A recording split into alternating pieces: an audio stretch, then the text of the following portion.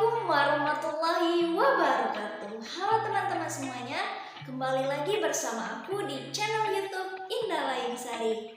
Teman-teman jangan lupa untuk like, comment, share, dan subscribe.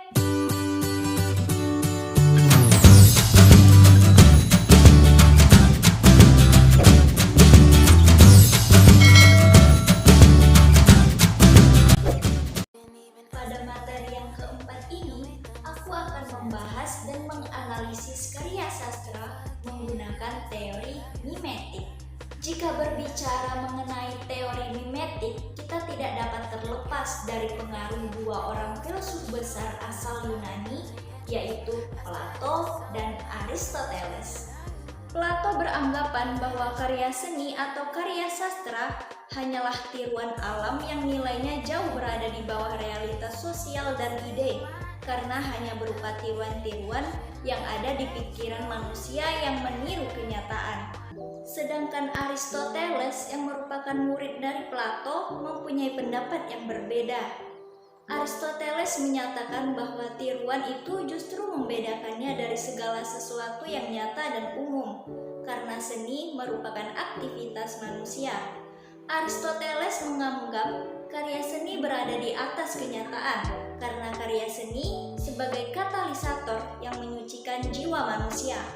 Aristoteles juga mengungkapkan, mimetik bukan sekedar tiruan, bukan pula sekedar potret dari realitas, melainkan telah melalui kesadaran personal batin pengarangnya. Oleh sebab itu, realitas yang dipaparkan pun telah mengandung nilai-nilai bersifat transendental, yakni memiliki nilai-nilai yang mengatasi realitas itu sendiri. Istilah mimetik berasal dari bahasa Yunani, yaitu mimesis, yang berarti meniru, tiruan, atau perwujudan.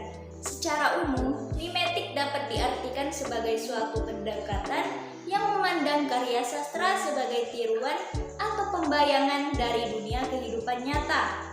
Mimetik juga dapat diartikan sebagai suatu teori yang dalam metodenya membentuk suatu karya sastra dengan didasarkan pada kenyataan kehidupan sosial yang dialami, kemudian dikembangkan menjadi suatu karya sastra dengan penambahan skenario yang timbul dari daya imajinasi dan kreativitas pengarang dalam kehidupan nyata. Adapun fungsi teori mimetik ialah memberikan pendidikan moral, agama, dan fungsi sosial kepada pembaca. Selanjutnya adalah menganalisis karya sastra menggunakan teori mimetik ini. Untuk itu, aku mengambil salah satu novel yang berjudul Surat Kecil untuk Tuhan karya Agnes Davonar. Realitas nilai sosial yang tergambarkan dalam novel Surat Kecil untuk Tuhan ini yaitu adanya sikap kekerabatan yang terjalin antar sesama teman. Data yang ditemukan dalam novel ini terdapat pada kalimat "aku mempunyai banyak sahabat, teman dari kakak kelas, teman dari ekstrakurikuler, bahkan teman kecilku yang kini sudah kuanggap sebagai saudaraku."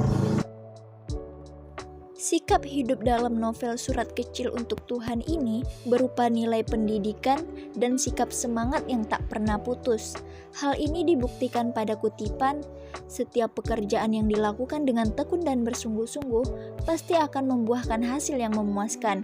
Seperti halnya Keke yang telah bertekad kuat untuk bersekolah, maka ia pun belajar dengan tekun dan giat sehingga Keke mendapatkan hasil ujian yang memuaskan.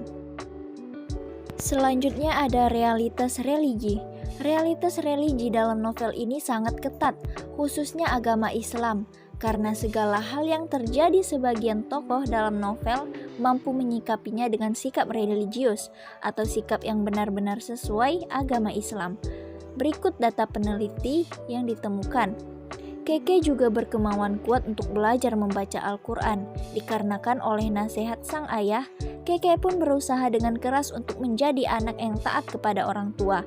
Sebab jika orang tua ridho kepada sang anak, maka Allah pun ridho, dan sebaliknya, jika orang tua telah murka kepada anaknya, maka kemurkaan pula yang Allah berikan padanya. Selanjutnya, realitas perjuangan hidup. Perjuangan hidup dalam novel ini yaitu bentuk usaha dalam penyembuhan penyakit kanker ganas yang digambarkan dalam novel. Proses yang dilalui sangat banyak, dari kepahitan sehingga akhirnya berbuah rasa manis. Ikhtiar yang dilakukan tiada henti hingga kesembuhan yang didapatkan. Usaha Keke melawan penyakit ganas tersebut sangat besar, yang diawali dalam pengobatan alternatif. Yang terakhir ada realitas dunia nyata. Hubungan fenomena realitas dalam fiktif dengan dunia nyata. Berdasarkan data yang diteliti, ditemukan hampir 85% isi novel merupakan cerminan atas apa yang ada di dunia nyata dengan isi novel. Hal ini diperkuat dalam ucapan data sebagai berikut. Seorang remaja yang aktif, cerdas, dan percaya diri memiliki keinginan dan cita-cita dirinya sendiri, walau hidupnya tidak akan lama lagi. Novel ini bercerita tentang kisah nyata dari perjuangan hidup seorang gadis yang bernama Gita Sesa Wanda Cantika atau yang biasa dipanggil Keke. Ia harus kehilangan masa remajanya demi berjuang melawan kanker ganas yang ia derita. Kanker ini bernama rhabdomyosarcoma yang merupakan kanker yang pertama di Indonesia dan biasanya penderitanya adalah lansia, sehingga membuat para dokter dunia bertanya-tanya. Meskipun demikian, Keke adalah seorang yang cerdas dan aktif pada kegiatan ekstrakurikulernya, serta tetap menjadi juara kelas walau kanker tersebut tetap duduk manis di wajahnya. Berbagai pengobatan telah dilakukan, namun kanker tersebut sangatlah ganas. Prinsipnya, ia tidak akan menampakkan kesedihannya karena ia ingin menjalani hidup dengan bahagia bersama orang-orang di sekitarnya. Karena ia tahu bagaimana kelak ia akan dikenang oleh orang-orang di sekitarnya.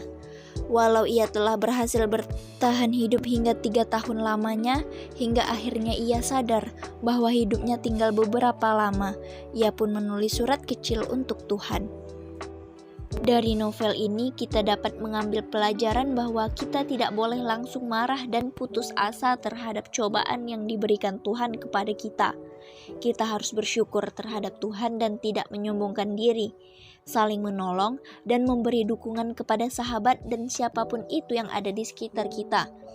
Kehidupan di dunia ini tidak ada yang abadi. Cepat atau lambat, semua orang pasti akan kembali kepadanya.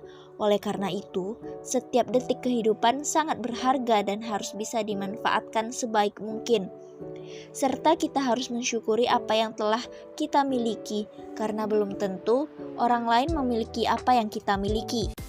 Sekian pembahasan aku mengenai teori mimetik dan menganalisis karya sastra menggunakan teori mimetik ini. Semoga bermanfaat untuk kita semua dan mohon maaf atas segala kekurangannya. Wassalamualaikum warahmatullahi wabarakatuh. Sampai jumpa di konten selanjutnya.